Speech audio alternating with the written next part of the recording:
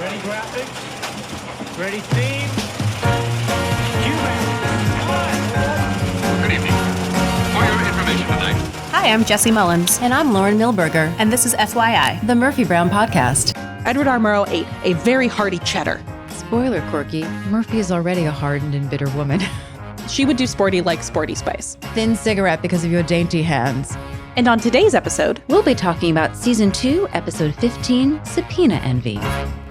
Hey everyone, this is Jesse. And this is Lauren. And here we are with Episode 15 of Season 2. We are over halfway, correct? Yes, we are. We are halfway through. This is the second half of our Season 2 recap, but also the beginning of our current season. That's confusing.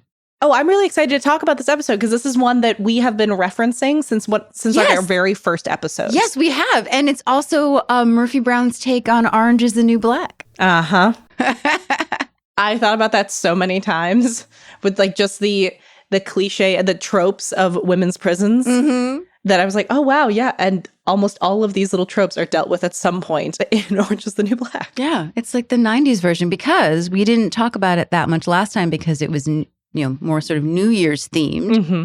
But this is the second episode of 1990. So we are now in the 90s officially, finally. We hear. As I've mentioned, I have an issue that this is really a 90s show, even though it's referred to as an 80s show because it started in 88. But the majority of the years and the zeitgeist of Murphy Brown is the 1990s. So in honor of the 90s and us being truly 90s children, which is opposed to being called like an 80s baby or 70s, like we are children who were raised in the 90s. Our idea of childhood is the 90s. Yes. So I found on MSN.com 23 pop culture references only 90s kids can fully appreciate. Oh, no. And I want to give you a couple of the top. Yes, please. All right. So the first one that came up for me is Life is Like a Box of Chocolates. Oh, yes. Which is interesting. That is one that I found recently. The quote is actually incorrect. Kind of the Mandela effect of quotes, where they're quotes from either songs or movies that is not the way that we say them and know them. Oh, there's so many of them. I believe it's actually Life was like a box of chocolates. Oh, no way. Uh-huh. Because it's her past tense. We got Yeah, Baby. Oh, Austin Powers. Oh, yeah. I know. Okay, so here's some really funny thing. I'm in a show right now with a bunch of the undergraduates who I love so dearly. One of them was named Austin for Austin Powers. No. And he is a senior in college. Oh. Let that simmer. Also, I told him, I'm like, I love your parents. The great quote, as if. Ah, Clueless. Mm-hmm. A great memory for me as a 90s child is the Titanic mania. No one really understands. Oh, this is something I found really interesting was the discussion of, for male-attracted people growing up in the 90s, there was no shortage of animated hotties to spark awakenings. Like, the true thing about being a child in the 90s and being incredibly attracted to animated men. Because we got Prince Eric, we have Aladdin, we have Prince Adam, or the Beast, if you're into the Beast. Wow. And then, of course, Dimitri from Anastasia.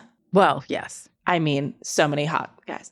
In general, one of the things that I love bringing up that recently Hassan Minhaj did a Deep Cuts, which is like kind of the behind the scenes YouTube from his show, where he talks to the audience. He does other things. He did one recently with John Mulaney, and they had a bunch of kids asking John Mulaney as kids who are kids of immigrants to try and explain things that are such a big deal in American pop culture that they don't understand because their parents came here at a different time. So it just is not entrenched.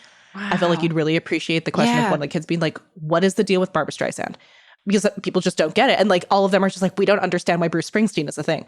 One of my favorite versions of this is when people ask about Jerry Maguire. Oh, really? Because it just, if you were not there at the time, it doesn't really make sense why this movie was such a big deal. I was told that I had no heart because I did not like Jerry Maguire. It gave us the great info about the weight of the human head. True. You had me at hello. I do have to say it was particular in the quote department. But as a movie, I rewatched it as an adult and I was like, eh. Thank you. I didn't get it. I didn't like it. Literally, one of my best friends in college, I mean, she was half kidding. She's like, you have no heart. I was like, I don't like it.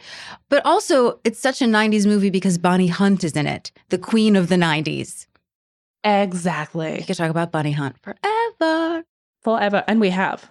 So long story short, obviously we're not going to get through all 23 on this list, and most of those were about movies, but there's a lot in there that are very fun. It includes like the Rachel haircut, various other things that just if you were not around, but it is such a great little time capsule of things that I keep thinking are still relevant today, because now I'm at the age where kids think I'm an oldie. So here we are in the 90s. Nice to be here. Nice to be here. So this episode aired January 8th, 1990, so the second episode of the year, and it was written by Cy Duquesne and Denise Moss. Yay! Yay! So back to some names that we know, although technically they were still freelance at the time, as a reminder. And it's directed by Barnett Kellman. Oh, that guy. That guy. So we actually have 2 songs in the episode. One I'll talk about a little bit later because it's sung by Murphy. But our opening song is Bad Girl by The Miracles. This is one of those songs that again, we say this all the time, but it's just one of those songs that you don't realize how well you know until it plays. And then you know so many words. It is a 1959 doo-wop single by The Miracles. So here's something that's interesting. It was issued locally on the Motown record label, but it was nationally released by Chess Records because Motown didn't have national distribution at the time. That's so funny. Interesting. I mean, yeah. There's a lot, we could really go into the details of like the politics on this. But long story short, it's the only Miracle song released on the Motown label officially. The rest were on Tamla. And eventually, I believe it was this song because I was reading about this, but eventually this is essentially the time period where it caused Gordy to decide to launch Motown nationally. Oh, that makes sense. Yeah. Mm-hmm. But I wonder if the money from this also helped too. Oh, they made lots of money on this. So this song was co-written by Gordy and Mr. Bill Smokey Robinson. You may have heard us speak about him. And it was the Miracles' first national chart hit. It reached 93 on the Billboard Hot 100. All right. So we start out with an opening that kind of takes me aback because it's the only real opening where I just can't recognize everything. I understand what they're from. They're from sort of this genre of 1950s and 1960s, I'm guessing, but mostly 1950s, female prison movies in black and white. Now, I started doing a little more research, and it's funny because I assumed that the Agnes Moorehead picture at the beginning, because we obviously know her because she's Endora from Bewitched, but also I thought maybe that was from one of the movies she did with Humphrey Bogart. Oh, yeah. But it's not. Actually from a movie called Caged, which is considered by at least criminalelement.com as the godmother of women in prison flicks. And most of the top, women's flicks, as they called them, was in women's prison flicks, top 10, top 50. This is usually number 1, but it's just a montage of kind of that grindhouse flick / prison movies. I was going to say, it's something I found interesting, realizing as I looked at this montage that they were all fictional imprisonments. I was very intrigued by that choice just because it makes me want to go down the rabbit hole about all of the women who were actually famously detained for various reasons like that. I'm also very intrigued by the choice of the kind of white collar crime fellow inmates that Murphy has later in this episode. Oh, yeah. Considering just how many what we consider now ridiculous reasons that women could have been imprisoned in history. And so I just on my own separate little sidebar, I definitely want to just go research all these things because there are just so many insane stories about reasons why women would get imprisoned for what were considered, imperfect acts. Yeah. And I feel like I think maybe they chose these because looking back on them, they are kind of laughable in the way that they were depicting women in prison. And most of them were probably meant to be titillation for men, most likely. And then we go to Murphy. Murphy is in her office and we're watching a man on the television. Everybody is there. Jim, Corky, Frank, Miles, and they look bored out of their minds. I think at one point, Miles just puts his hand on his arm and looks down. Even Jim just can't sort of feign excitement. And we see the man on the TV says, I thought you wanted to talk about the plant and now you want to talk about illegal dumping. And Murphy pauses the tape. And Jim kind of I think he harumphs. Cannot take it anymore.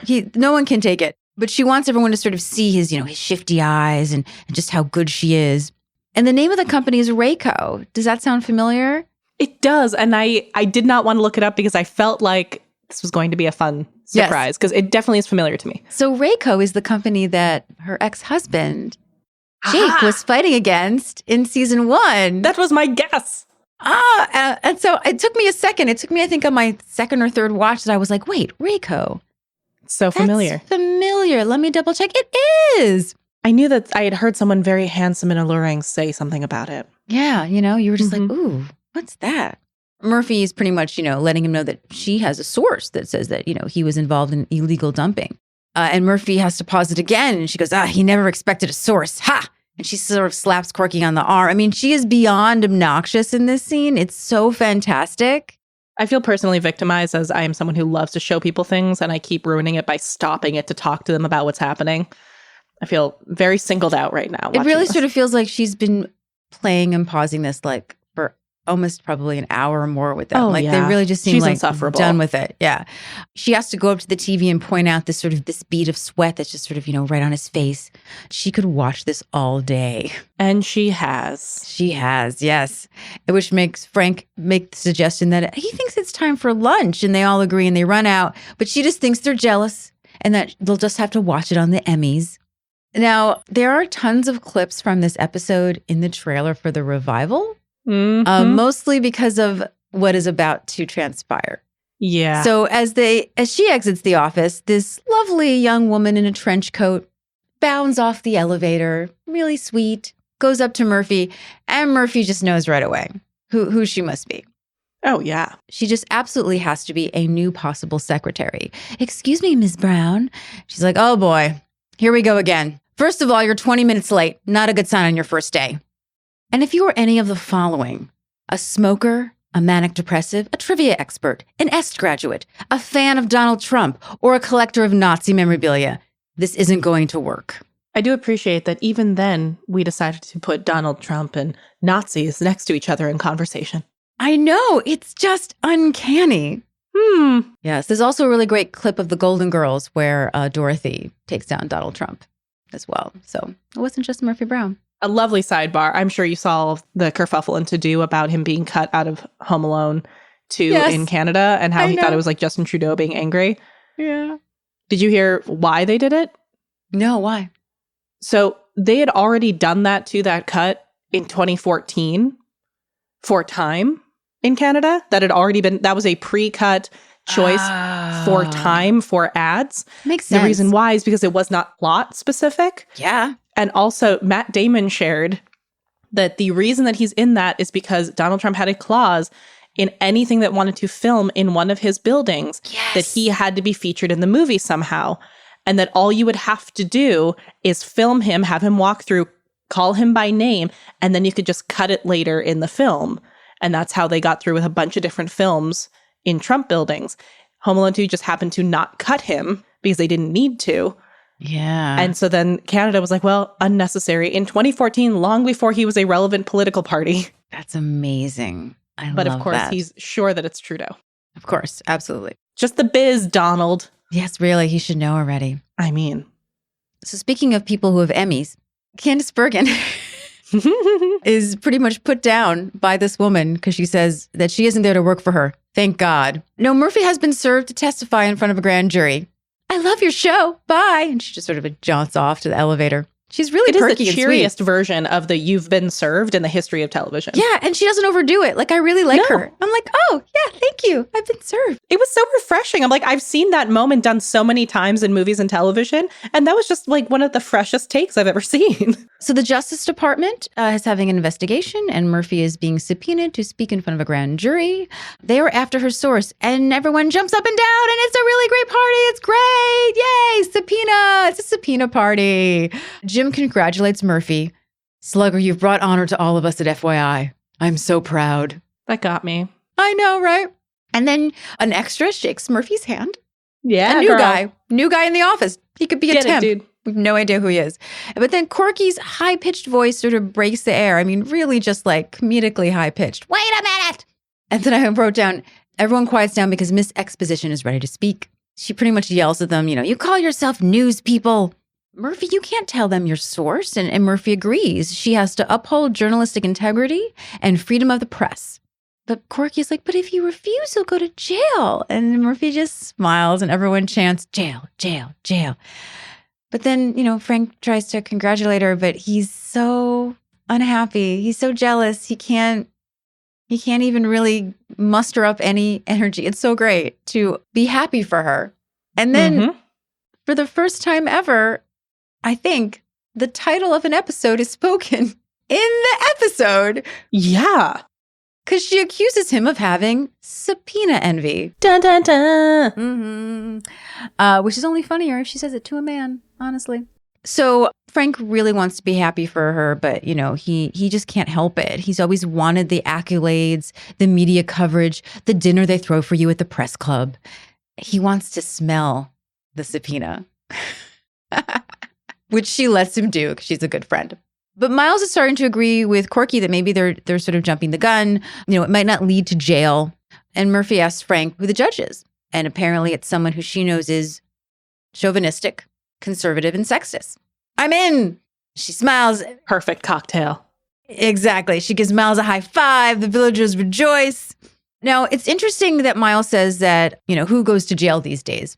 So we actually looked it up. And I figured I'd find, you know, some people from 1989 when they probably came up with the story ideas. Because obviously this, you know, came out early in 1990, so it was filmed in 89. But funny enough, the majority in that time period, I mean, obviously I'm sure not everything's listed, but according to a Reporters Committee for Freedom of the Press, there was actually a surge of journalists going to jail in 1990. And according to their list before that, there really wasn't anyone of merit, we would say. They claim it would have been before 1990, 1986. Interesting, right? I feel like the Justice Department was inspired by Murphy Brown. Yeah, perhaps. So 3 people in 1990, 3 journalists, I should say, went to jail. It was Jim Roche, which I hope I say correctly, from Stuart, Florida. There was Libby, and again, I'm so bad with these names. Do we think it's Averyt? Averyt? Yeah, I think that's how I would say it. Yeah, from Corpus Christi, Texas. Also, someone who I'm going to focus on because I think more people would be, familiar with his name is Brian Karam from San Antonio, Texas. You may know that name because he actually has done some Murphy-like things, including getting his press credentials revoked from the White House recently and then having to go to court to get them back. So for a little detail on what the case was, is that he was jailed for contempt of court, which is what Murphy would have probably been jailed for refusing to reveal the name of a source who helped him arrange an interview with a suspect involved in killing a police officer. He also has been very outspoken. People may remember him also from the 1990s as being one of the first reporters to enter Kuwait City after the liberation. So the other Murphy-like thing that he did recently was that, this is more from the revival, which I alluded to before, is that he was known for speaking back to Sarah Huckabee Sanders and speaking back in the sense of holding her to the fire for things that he felt were untrue. And then eventually, after an altercation, or a verbal altercation, I should say, in the Rose Garden with Sebastian Gorka, they decided to pull his credentials. And at the time, he was actually reporting for Playboy magazine. So he is someone who has definitely fought for free speech. And eventually, after the 1990 incident where he was arrested and then finally released, in 1991, he received the National Press Club Freedom of the Press Award for refusing to reveal his source. So we find ourselves, what is it, the next day, we think? Or how much later is it since that previous? Definitely she's coming home from court, I would say, right? Yes, it's definitely a new day. We have new outfits. We've had time to arrange the office. We find ourselves panning down from a bye-bye jailbird sign to Miles and Frank are talking at the punch bowl table, which happens to be Murphy's secretary desk. It's a punch bowl with snacks and so on. And Jim and Corky are over their shoulders. Everyone's in a great mood. Corky's in a lovely coral blouse. When Murphy appears from the elevator to cheers and confetti and streamers, to which she says, because essentially everyone else in the office swarms her with confetti, streamers, happiness. She has arrived. She is in an amazing kind of houndstooth tweed jacket with a matching scarf and what appears to be a brooch of a griffin on the lapel. I don't know. But eventually when we see the blouse underneath, I love the blouse. It's a great blouse. She comments to the people of the office, well, you people will do anything not to work. But then thanks them. It's a great send-off. And makes her way to the gang at her secretary desk, where Frank is a little bummed because this party could have been for him. And Jim shuts him down, telling him that it's getting old. It really is, Frank. Miles is already there to assure Murphy that legal is working on a strong appeal. They'll get her out of there very quick, probably only a few hours. Murphy very confidently says that, don't go too fast. She wants to make sure she gets enough time to down some chow in the mess hall because that will play better on Koppel. She's in full glorious martyrdom. Yeah. To which Corky from the back in the same kind of high-pitched voice says, "You people are so strange." She hates the idea of Murphy being in prison. She says, they're going to call you names like Fish and Squeal, and then some cruel matron will throw you into some cement room. You'll come back a hard and embittered woman. And who will marry you then, Murphy? To which Murphy says, chances are by then I'll be more interested in you, Corky. And what I love is in the background, so Murphy smirks, Miles in the background smirks, and Corky just kind of dashes away as quickly as possible from this conversation. Also, I thought, spoiler, Corky, Murphy is already a hardened and bitter woman. Corky believes. She believes. And she is what we call hope springs eternal. And at that moment, as Corky darts away from one direction and Murphy turns to the other, we see a big man in what I call a plaid shirt and fishing vest, because it looks like every puffy vest that I grew up in the Midwest seeing on men about to go fishing on the lake. 80s. And he's in blue jeans. He's very blue collar, like very blue collar. He's looking very uncomfortable standing at the elevator. And he does that little finger to the lips gesture of I just kind of need to talk to you over here kind of move. Murphy looks very concerned and approaches what should, I guess, is stealthy, but not really. I mean, she was just something I find very interesting about this moment. She's just been in the middle of the center of attention and everyone just stops paying attention to her for this. I mean, it's a very entertainment trope of all of a sudden when she doesn't want to be seen, nobody's paying attention to her, but it's very in the middle of everything. Hence why she approaches and says, Mr. Fredrickson, it's very dangerous for you to be here. And he says he knows that it's dangerous, but he needs to talk to her. So she directs him quietly and quickly to her office, walking past the entire gang who has suddenly just not noticed that this is happening. They make their way into her office. She shuts the door and she says, Mr. Fredrickson, an anonymous source should not be showing up at the news office. So surprise, surprise, this is obviously her anonymous source that she has been protecting. He says he knows that it's dangerous for him, but he heard about her going to jail for keeping him a secret, and it's really bothering him. He's a very, very sweet man. I just want to say, he's a very sweet man. And Murphy is doing her, I know it's, I'm going to jail, but it's all a part of her job. The job gets a little dirty. And she is clearly very gleeful in her righteous statement that she starts to make about her job gets a little dirty, but that's what she's here for. This is what she does. And this is so great because then it sets up the scene at the end when she wants to get out of jail.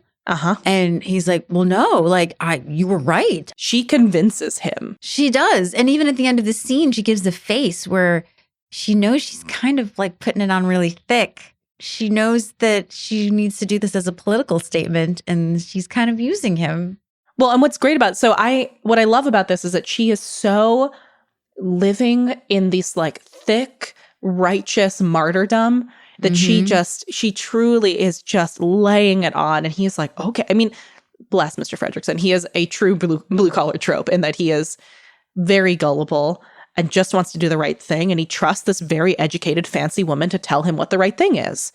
And, he clearly was just doing the right thing when he came to her. And so he, we can tell she's very gleeful and about how hard her job is. But he takes it very seriously. And he says he didn't know when he went to talk to her that it would land her in the bin.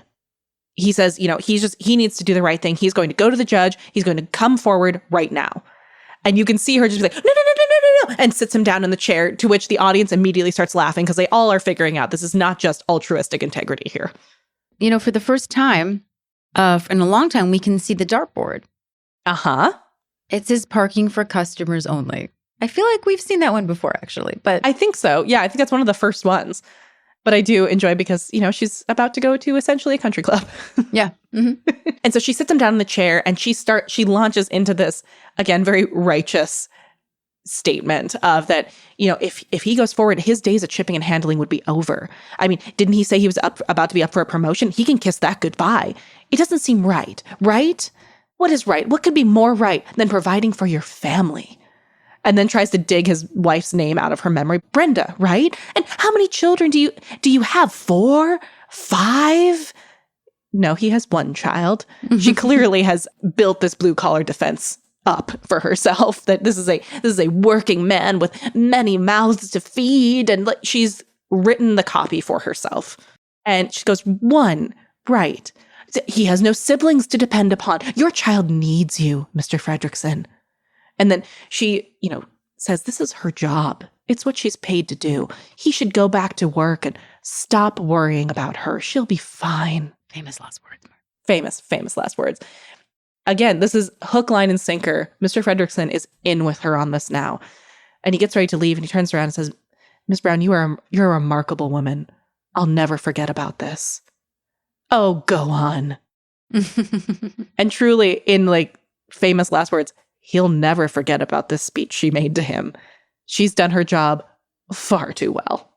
But I love that we leave on that moment of Murphy that, she knows what she's done is wrong. And she's a little uncomfortable. I think they could have just cut with no, this is what I don't care. Go on. Yeah. It's great that we know that she's not quite in line with what she's doing.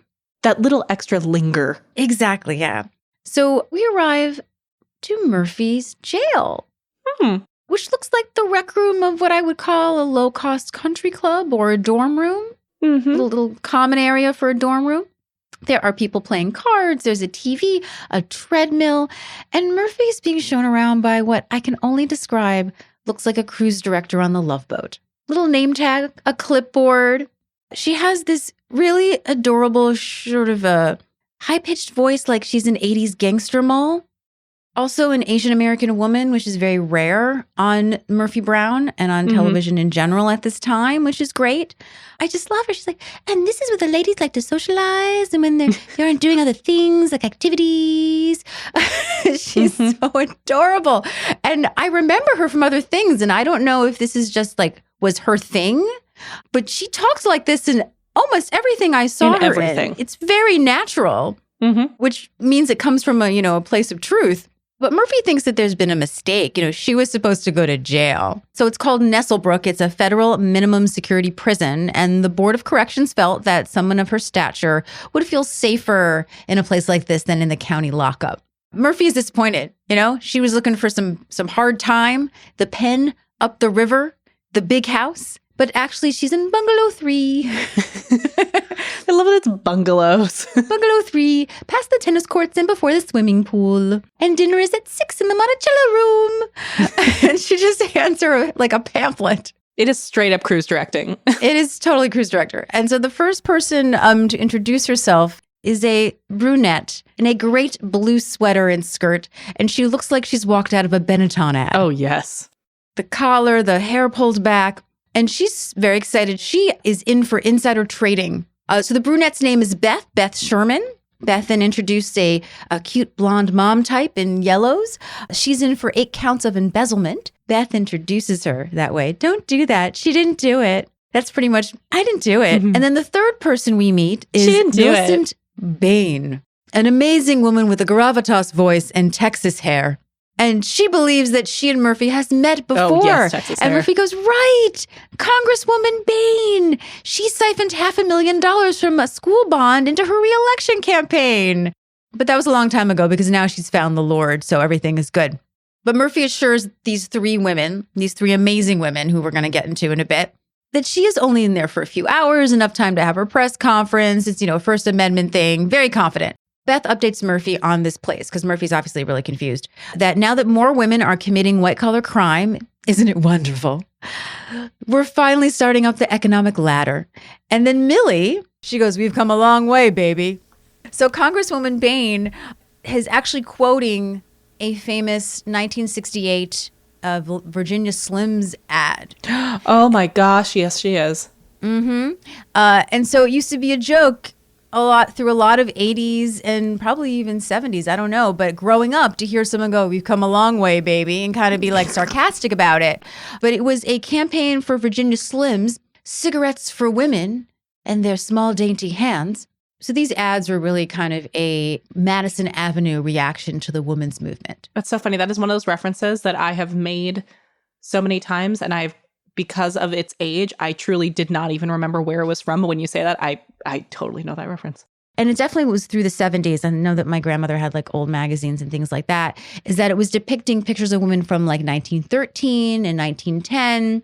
And then women today, I mean, there was one ad I saw in 1913, who was kicked off a train for smoking. Yeah. Because women weren't allowed to. But now you can smoke and do whatever you want. Yay. Buy Virginia Slims. Yeah. So we just want to quickly talk about two of these actresses. This is one of the rare episodes where other women on the show, other than Corky and Murphy, get some really great meaty stuff. Yeah. So Jessie, do you want to talk about Sydney first? Oh, Sydney is played by the glorious Nancy Linehan. She is one of those actresses that we are blessed with on this show that it's hard to pin down which performance of hers is the one that made me know her and love her. She has played almost everyone's mom throughout the 80s and the 90s. As you see in this episode, she is really great at doing some of these adorable characters in really dark humor. One of the things that comes to mind for me is seeing her in Gilmore Girls. She's in the episode where they go and visit Harvard. And then her in Pleasantville as playing one of those women. Like that particular type of humor, especially where she's very truthfully playing this kind of stereotype, just like she is in this episode, but within a kind of dark commentary, is incredible. She is able to do this voice and seem very lovable, while at the same time in context is just not right. She plays a character in Catch Me If You Can. Recently, you may know her from, she guested for I think about 10 or 11 episodes on Veep. She previously worked with Julia Louis-Dreyfus on The New Adventures of Old Christine, where she guested for about 6 episodes. I mean, she was in My Name is Earl. She was in Married to the Kellys. She's in every show that you have seen since the 80s. This is the great thing. This episode is just like people who are like, oh, I know you from everything when I was growing up. And like you see her face and you immediately, like, she's so funny. She's so precious. She was in How I Met Your Mother, My Name is Earl. As far as movies, Pleasantville, Catch Me If You Can, The Savages. Oh, she was great in The Savages. One of my favorite little pieces of trivia about her is that, and this is very of the 80s and 90s, she provided the speaking and singing voice for Helen Henny, who is a character at Chuck E. Cheese. No. Yes. She That's was the so voice of cool. Helen Henny at the Chuck E. Cheese Pizza Theater restaurants. I just remember her like she was a nun on The Golden Girls. She's in Mad About You. She's in Ellen. Yep. Tracy Ullman.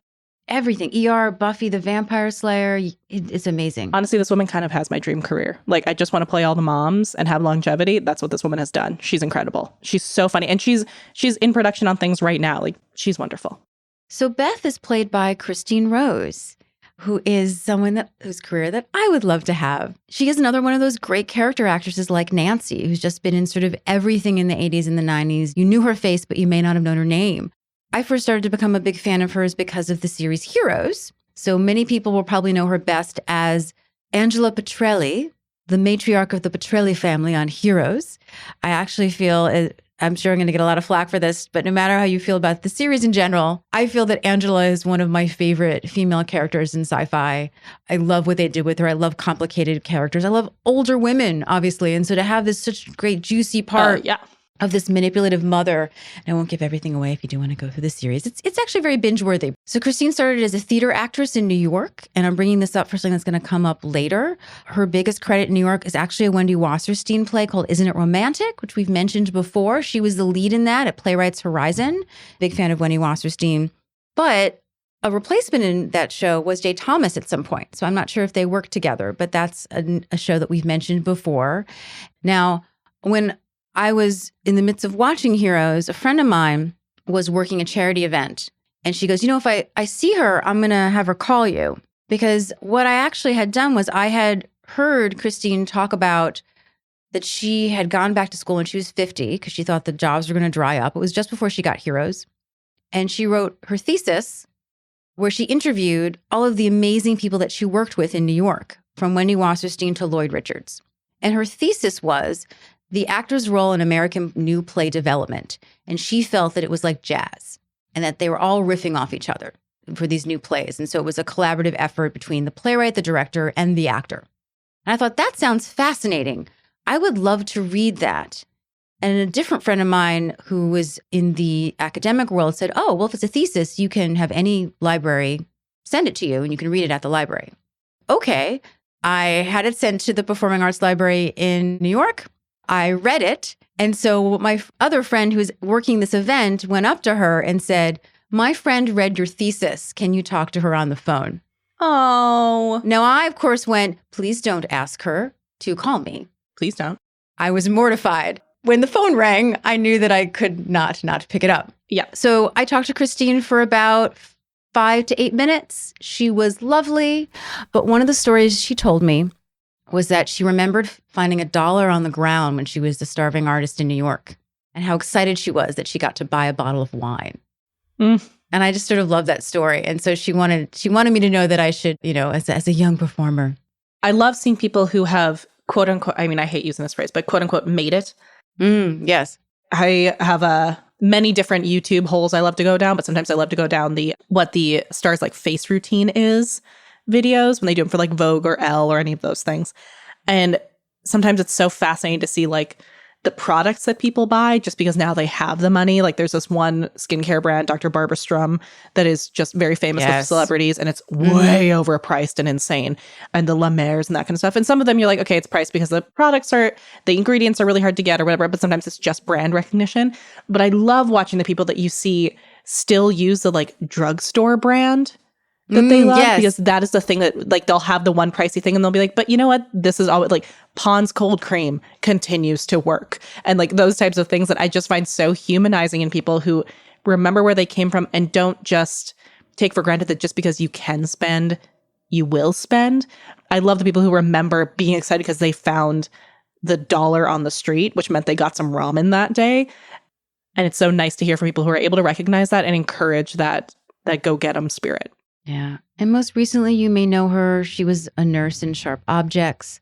Oh, She yeah. had a recurring role on this show called Trial and Error, which if you don't know Trial and Error, it is a absolute gem 2-season series. She was in the first season. She's drunk the entire time. She was in Star Trek: The Next Generation as well as Heroes.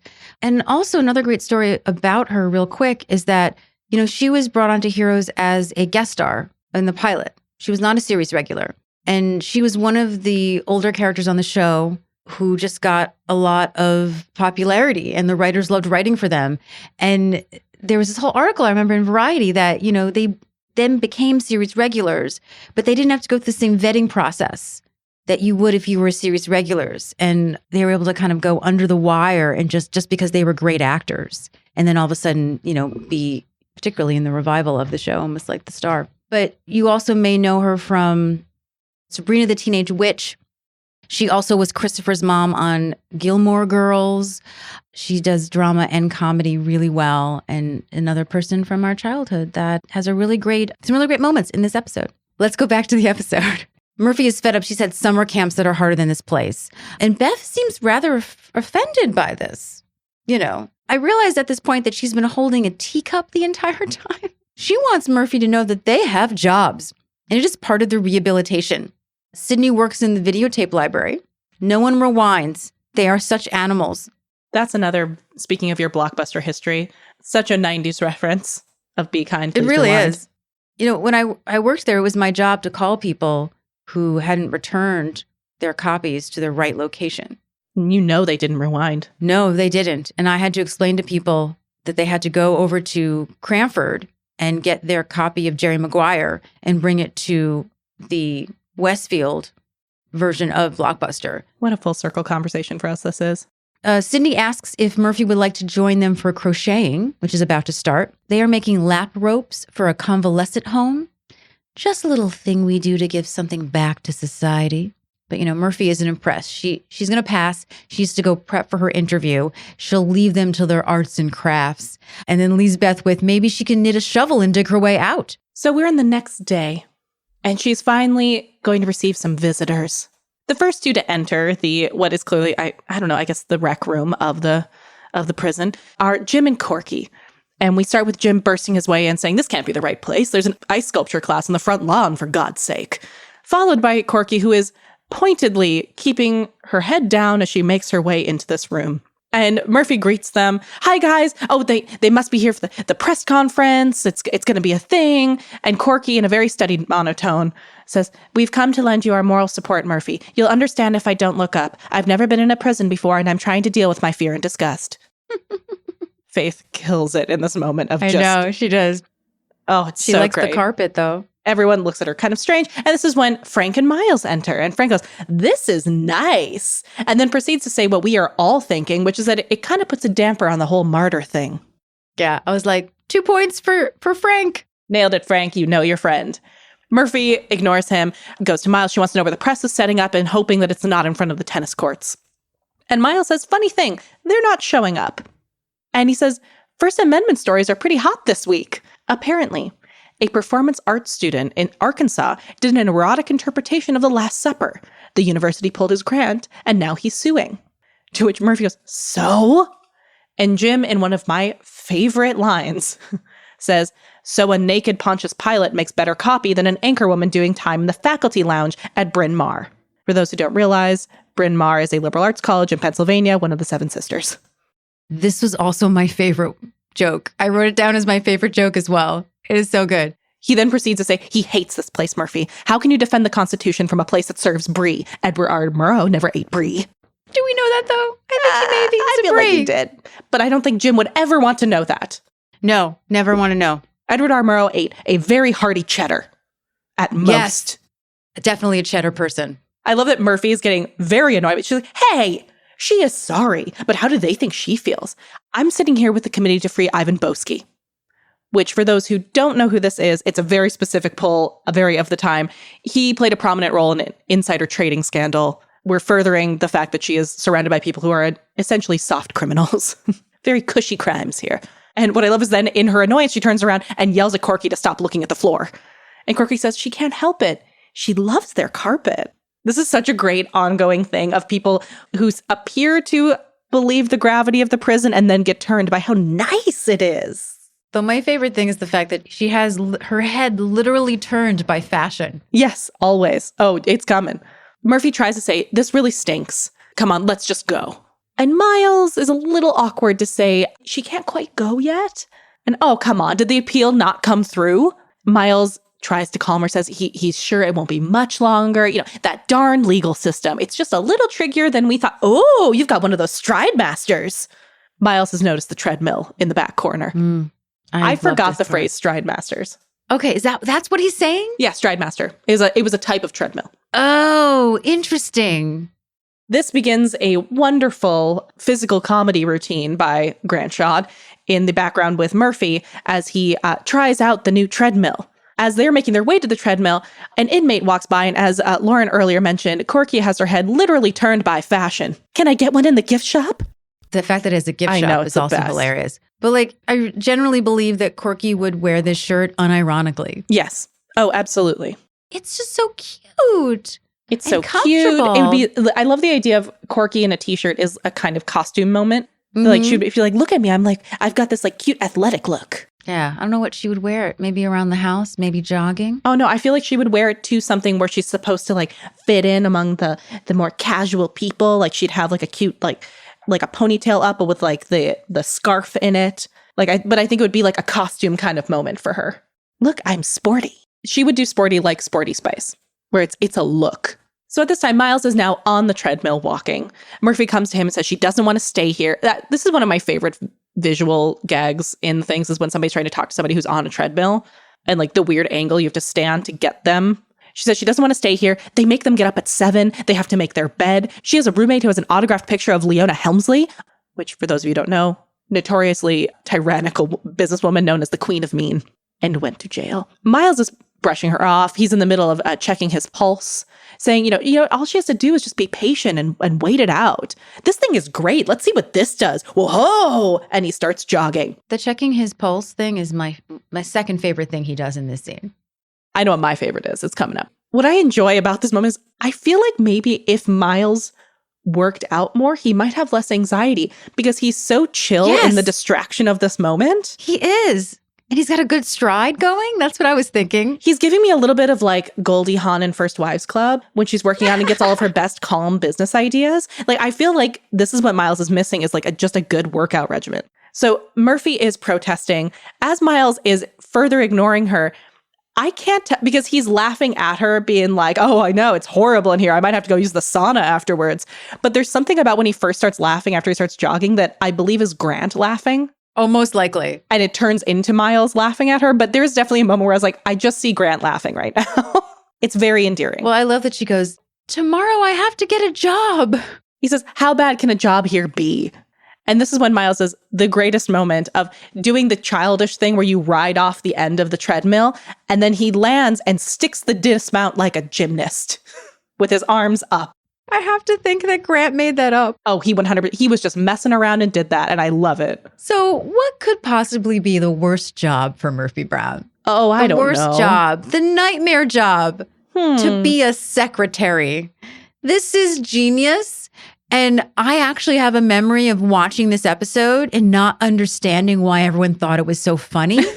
Because I'd only seen a couple of episodes in which she really didn't have a secretary problem. And I watched, I was like, oh my God. I was like, I don't get it. Why is the audience going crazy? Mm-hmm. Oh, that's why. So she's the secretary for the warden and she's trying to take a message and she's sort of grabs this sort of scrunched up paper and the audience is going crazy. She's really upset because the guy's talking really fast. She doesn't know shorthand. She struggles to spell reprieve correctly, which is a joke within itself. Murphy is pretty much being Murphy and then the person at the other end is gone and she goes, Governor? Still there? So someone's getting executed because Murphy couldn't take a message. So the warden is not happy. It seems that Murphy was asked to type a letter and she made a few changes. The warden needs to remind her that she shouldn't punch up a letter revoking someone's parole. Probably. Also, there are typos in it. Seems a little un-Murphy-like. We find out through this time that Murphy's actually been there for a week. So she reminds Murphy that, she could be gutting fish instead of having this job. And then Murphy grumbles something under her breath. Do you know what she says? Yeah, I don't think I got it. Yeah. Okay, good. So not just me. And then Eldon arrives. He goes, hey there, chain gang girl. He has arrived with a change of clothes. Also, Eldon is admiring the colors in the East Wing. Now, apparently, Eldon has brought the clothes on the hanger. And these don't look like Murphy's clothes. But the first thing she pulls out is a leopard mini dress, which looks like something that Felicia would wear. Absolutely. Which, of course, Eldon loves. He doesn't know why she doesn't wear this more. It was behind all of her boxy suits. It's a Halloween costume from 10 years ago. Murphy went as a hooker. And then next is a garter belt. She wanted pantyhose, but Eldon lets her know that men hate pantyhose. And then proceeds to do a monologue that sounds a little bit like Richard Dreyfuss in The Goodbye Girl. About how he doesn't like the shriveled up legs hanging over the shower rod. They're like creatures. They're alive. The intercom buzzes and Murphy tells it to shut up. Eldon adds that her rehabilitation has a long way to go. He tells her not to worry about coming back because he's taken the floorboards out of her foyer and he doesn't think she can make the jump. Then the warden comes out and says that they obviously have to review how the intercom procedure works. She needs lunch reservations at 1 and her coffee is stale. And then Murphy almost gets caught pretending to throw the mug at her. But the warden, of course, catches her doing it. And then Murphy pulls out a little black book and secretly makes a phone call. It's to Mr. Fredrickson, her source. So cut to what I'm assuming is the next day, probably. Murphy is hanging out with her new prison girl gang, as we're going to call it. They're playing a very apt game of Monopoly. I hate Monopoly. It is a unique game with an interesting history that we have spoken about before. It never ends. And she is singing a very perfect song, which is Money, parenthetical, That's What I Want, which has a very fun history of being, we talked earlier about Berry Gordy starting the Motown label. It was the first hit record for Gordy's Motown Enterprise. Oh, cool. And it's also The Miracles. It's written by Smokey, right? Well, no, it's written by Berry Gordy and Janie Bradford. Oh, I didn't know that. Yep, written by them. It was Barrett Strong recorded it in 1959 as a single for the Tamla label and distributed nationally by Anna Records. Many artists later recorded it, including the Beatles in 1963 and the Flying Lizards in 79. But I thought that was really fun how we just talked about Berry Gordy going off to create the Motown full label. This was their first hit. Yeah, it's like the history of Motown is in the series and they didn't know it. I'm telling you, we have to get a Motown expert on here to just work with us through this series. It's incredible. Yes, we would love that. If anyone knows anyone, please contact us. Yeah, we love knowing this stuff, but we do not want to be the authorities. We want someone else to come in and give us all that info because we live for it. What I love about this is that she looks like a mechanic's wife from an 80s sitcom. Like, she is in all dirty blue denim. Her hair is wild under a matching denim hat. She just looks like, I mean, clearly she is trying to look rough. Yeah, she's playing it up for Mr. Fredrickson. Well, and she looks very blue collar, something that clearly is supposed to speak to him, surrounded by all these very white collar people. She's playing Monopoly. We get a ha as the congressman lands on Boardwalk with one very big red hotel. Rent will be $2,000, which sadly would be very cheap for Boardwalk at this point. The congresswoman says, listen, Murphy. She wants to cut some sort of deal. She apparently had to liquidate her assets to fend off Beth's hostile takeover of Marvin Gardens. I love all of them in this scene. They're all fantastic. Oh, they're great. I love them living their like Monopoly avatars. Yeah, they're all playing themselves and what they had problems with in real life, and they're all just so great. They're hysterical. I love Beth is like, well, excuse me, I was just trying to thin out our economy's bloated middle management. And I love that Christine as Beth is just, she's like looking at the cards or her money as she's talking. Like, she won't even look at the congresswoman. Oh, it's great. It's so good. And Murphy, in the middle of their spat, notices Sydney's doing a little something. She says, whoa, wait a minute, Sydney, what are you doing? Sydney is over with the bank, shuffling some things around, trying to turn her back to everyone. And she goes, I'm just making change.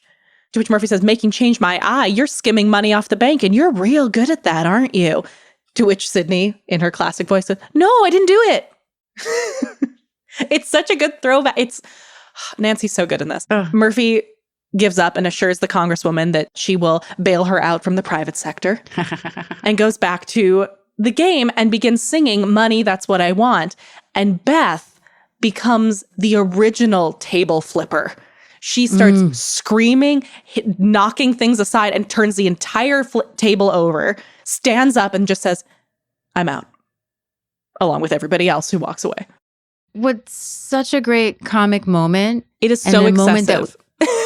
Yes, it's very Murphy-like, and it's usually a comedic moment, like I was saying, we don't get from guest stars on the show. Murphy would do that. Murphy would do that. Corky might do that, but never really a guest star, particularly a woman. And in opposition of Murphy. Yes, but I love the way that Christine plays it, because she just goes crazy. She throws everything. She flips the table and then just goes, I'm out. And everyone else says like, yeah, me too. And they all leave Murphy.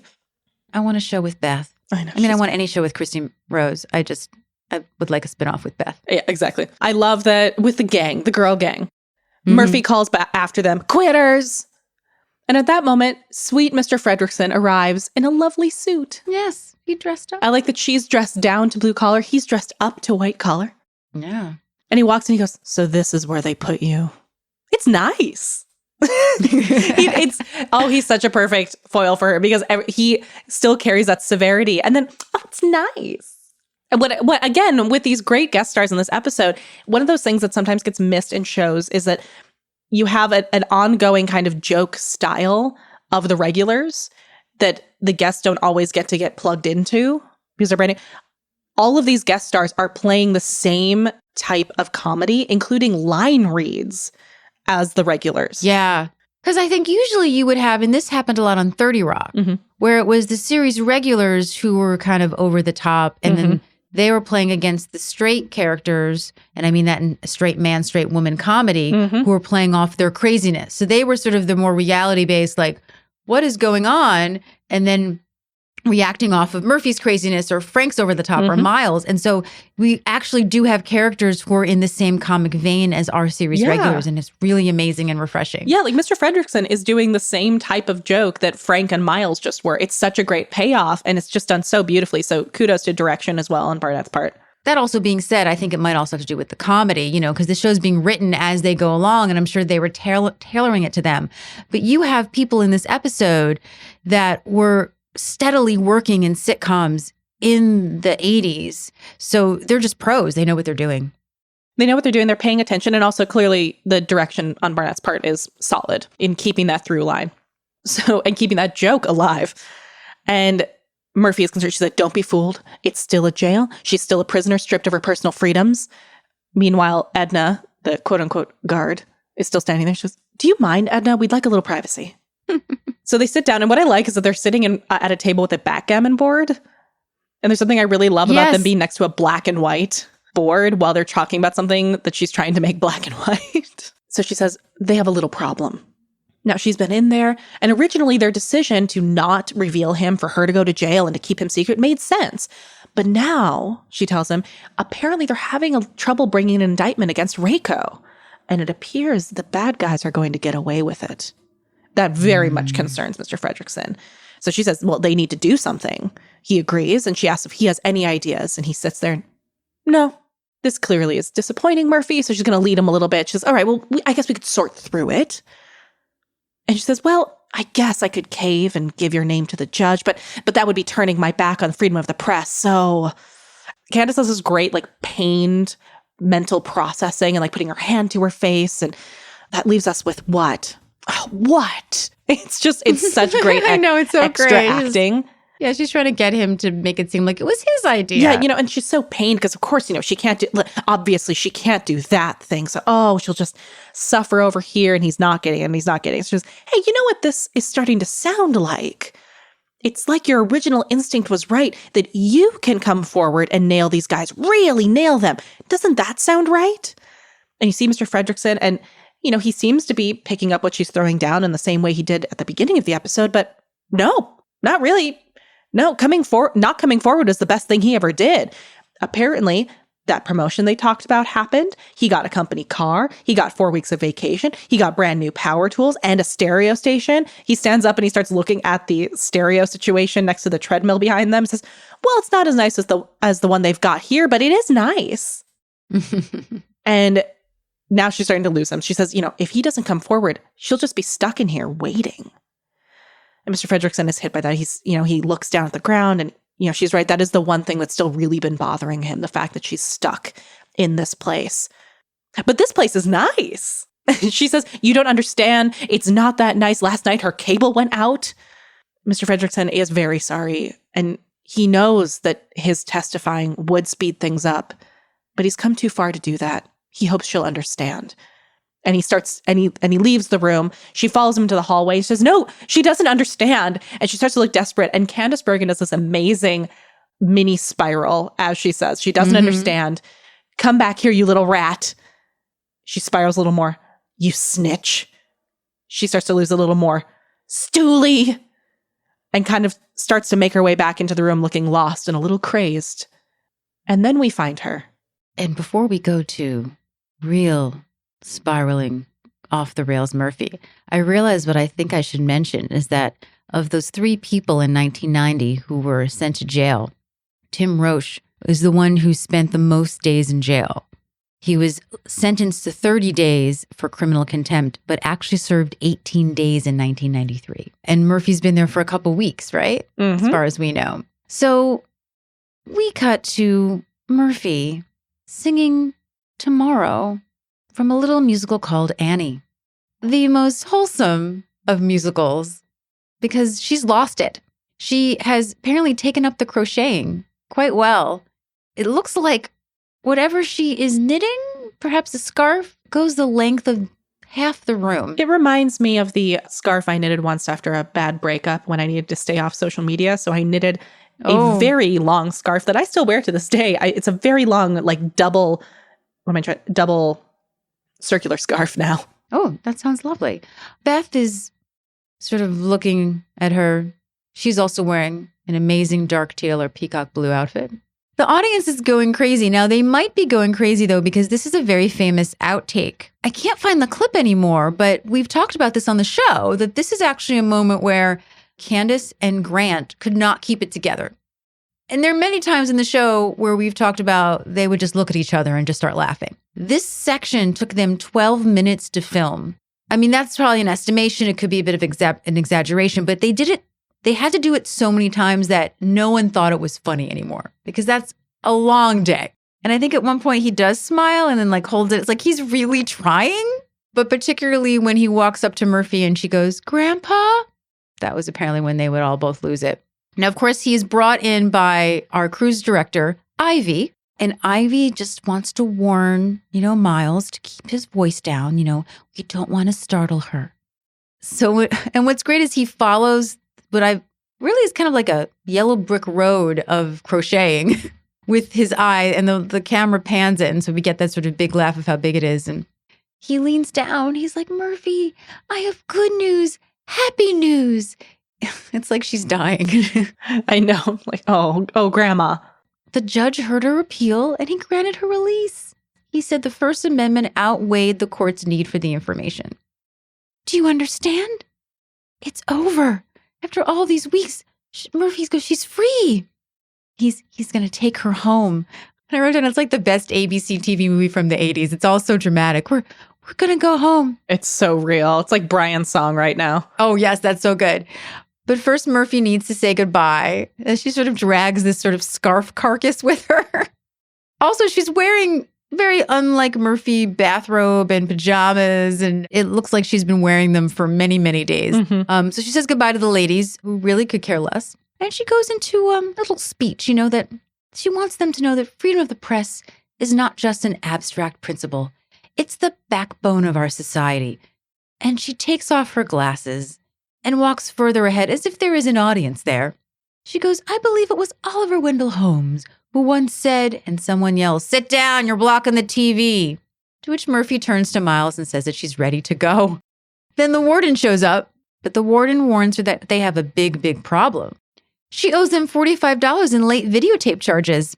Murphy says, pay her, Miles. Miles thinks this is outrageous. You could buy a whole new one for half that price, which I looked up. The most expensive VHS you could buy was about $26.95. I found this in a New York Times article based on the fact that Spielberg, interesting enough, did not want E.T. to be on VHS, and he really dragged his feet.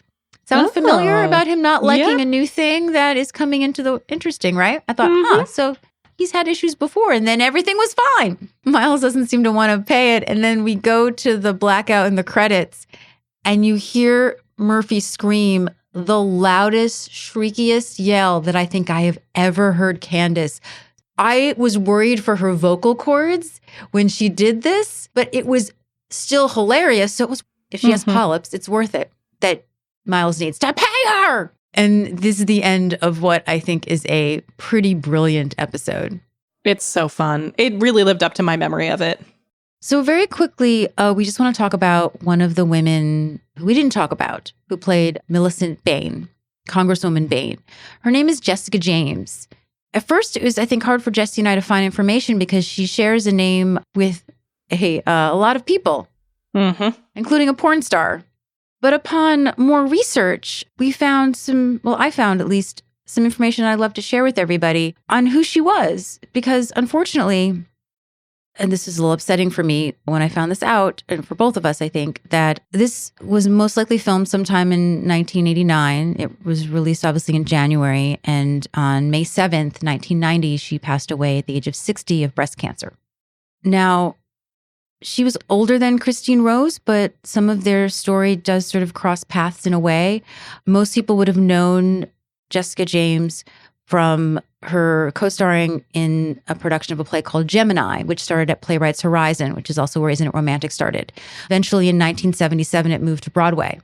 Some people might know it as a movie, Happy Birthday, Gemini, with Madeline Kahn. She played the Madeline Kahn part. An unknown Danny Aiello was in this play. The original production had Sigourney Weaver. Reed Birney was in it. The lead was Richard Picardo from Star Trek. Oh, really? Yeah, and it was a really early play that actually had gay themes. At least as of a couple years ago, is one of the longest running plays on Broadway.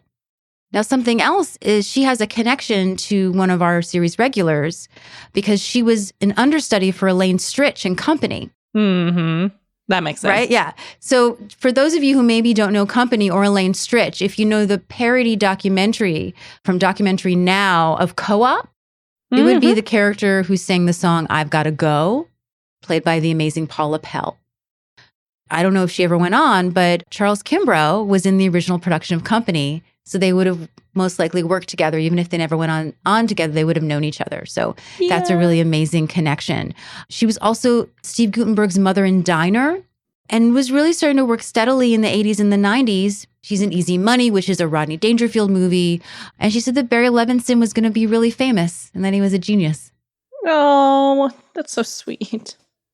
Well, and I do, before we cut out, I do just want to give a little from Jesse's favorite sidebars actor acknowledgement to Mr. Fredrickson himself. I forget how to pronounce it. If it was a woman, I'd say Dion. I'm not sure how to pronounce it. It's Dion Anderson. It might just be Don Anderson. I particularly know him from Gilmore Girls. Plays a recurring character named Bert, who is, many of you who are fans of the original Gilmore Girls will know him as one of the very serious historical reenactors that Luke has to deal with.